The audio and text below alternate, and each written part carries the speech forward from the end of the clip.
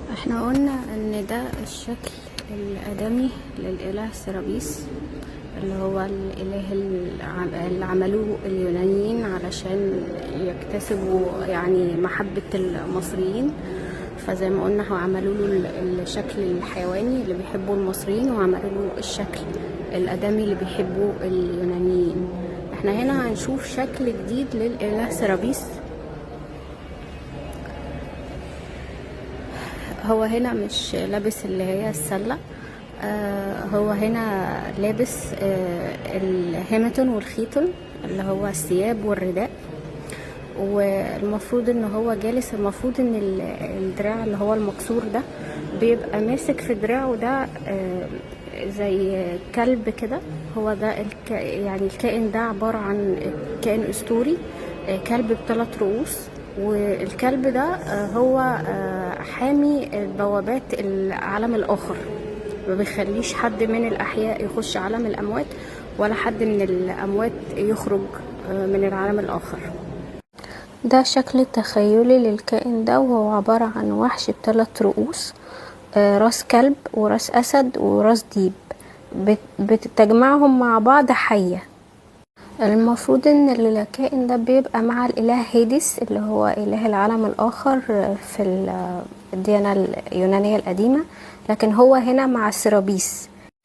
ليه مع سيرابيس؟ لان احنا زي ما قلنا ان سيرابيس عبارة عن مزج بين زيوس والاله المصري اوزير حب، واوزير هو اله العالم الاخر المصري زي ما احنا عارفين طبعا.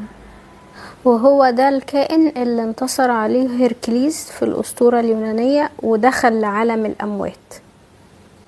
وده شكل التمثال وهو كامل من غير الايدين المكسرة، وجنبه جنب سيرابيس اهو الكائن اللي هو ب3 رؤوس، والايدين الاتنين موجودين. ايد بيمسك بيها الكائن الحامي للعالم الآخر، والايد التانية فيها لفافة بردي، وعلى راسه كمان تاج الكرونسس اللي هو عبارة عن سلة فيها الخيرات اللي هو كان بيعطيها كإله، أو يقال إن هي فيها الصلوات بتاعة الناس والأمنياتهم. طيب شكل سيرابيس الآدمي ده جه ازاي؟ اللجنة اللي وضعت الثالوث السكندري يعني قالوا ان هما يجيبوا شكل راجل كبير في السن شوية عشان يبان عليه الحكمة، ويكون قريب، شكله قريب من زيوس اللي هو الكبير الآلهة الأولمبية اليونانية.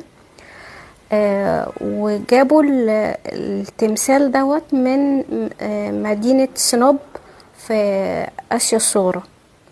طب ايه علاقة شكل سيرابيس ده بتأسيس مدينة اسكندرية نفسها؟ لو احنا ركزنا في شكل سيرابيس بالذات في وشه، في شعره، هو طبعا شعره معمول بالشكل اللوكس الكيرلي اليوناني، لكن في قورته هتلاقوا فيه 5 locks of hair اللي هم 5 خصل. ال5 خصل دول مش معمولين كده بدون سبب، ال5 خصل دول بيمثلوا 5 أحياء اسكندرية القديمة. اسكندرية لما اتقسمت ل5 أحياء، وتم تسمية الأحياء دي ب5 حروف الأولى من الأبجدية اليونانية: ألفا بيتا جاما زلتا إبسلون. طيب ممكن بقى نشوف ايه التركيبة السكانية للأحياء دي، يعني مين اللي كان عايش في كل حي؟ أول حي اللي هو حي الألفا، وده كان الحي الأوسط واللي كان بيوجد فيه السومة، والسومة هو جسد الإسكندر الأكبر أو مقبرة الإسكندر الأكبر. وكان فيه كمان جميع مقابر الملوك البطالمة، عشان كده كان بيسمى بالحي الملكي.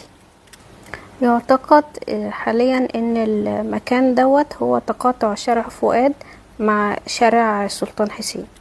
الحي التاني اللي هو حي بيتا، وده برضو حي ملكي، وده كان بيقع في الجانب الشرقي للمدينة على الميناء الشرقي مباشرة على البحر مباشرة، وده اللي كان بيسكنه ملوك البطالمة او اللي هو بقى فرعون مصر في الوقت ده يعني. عشان كده ده الحي الملكي التاني اللي فيه بقى قصر الملك، وفيه كل المؤسسات المهمة زي المكتبة، مكتبة اسكندرية والجامعة والمسيون. وكان في كمان معبد القيصرون اللي عملته كليوباترا على اسم ابنها من يوليوس قيصر. الحي الثالث اللي هو حي جمة أو غمة على حسب ما في ناس بتنطقها. وده الحي بتاع اليونانيين السكندريين، اليونانيين اللي معاهم الجنسية السكندرية، وفي يونانيين ما كانش معاهم الجنسية السكندرية، يعني كان يعتبر الحي ده لعامة اليونانيين. يعني عشان كده الحي ده كان بيحتوي على المؤسسات الخاصة بيهم، المؤسسات الرياضية زي الجيمانيزيوم والاستاديوم والأجورة اللي هي السوق. والحي ده كان بيقع في الجنوب الشرقي من المدينة. الحي الرابع حي الدلتا أو زلتا زي ما برضو في بعض الناس بتنطقها، وده حي اليهود. يعني ده حي الرابع حي الدلتا، معروف انه هو حي اليهود. اليهود بقى وأي جنسيات أخرى، يعني كل الجاليات الأجنبية، بس هو كان معروف أكتر انه هو لليهود. عشان كده الحي ده كان برضو بيحتوي على المؤسسات الخاصة باليهود زي السيناجوج الخاص بيهم اللي هو المعبد الخاص بيهم، والجرازيا اللي هو يعني مجلس الشورى بتاعهم، والسوق الخاص بيهم، يعني هما كان لهم كل حاجتهم لوحدهم. وكان بيسكن معاهم بقى كل الجاليات الأجنبية التانية اللي هما يعني ما ينفعش ان هما يحصلوا على الجنسية السكندرية، زي مثلا الفرس كانوا تاني أكبر جالية أجنبية موجودة في اسكندرية وفي مصر عموما. وكان في بقى يعني جنسيات تانية زي الأحباش زي الهنود وجنسيات من العالم كله. عشان كده اسكندرية كانت بتسمى بمدينة متروبوليتان، يعني بتحتوي جنسيات من العالم كله. والحي ده كان في الجزء الشمالي الغربي من المدينة.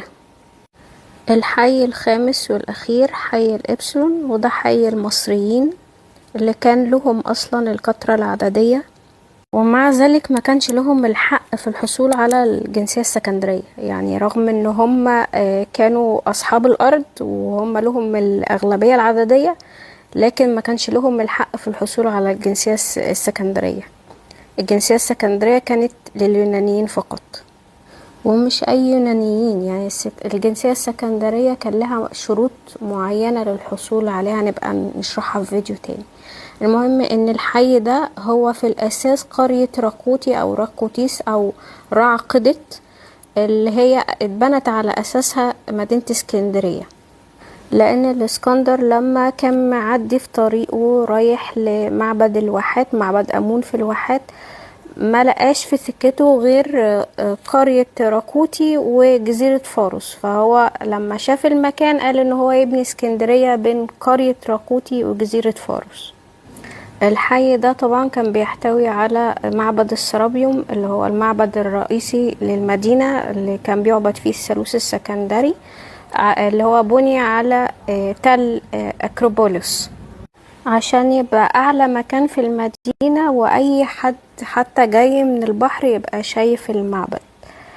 وعشان كده هو الحي جنب الميناء الغربي للمدينة. الحي بيقع في الجنوب الغربي للمدينة اللي هي قرموز حاليا. بس كده، أتمنى تكون المعلومات عجبتكم وأقول لكم أوجاي.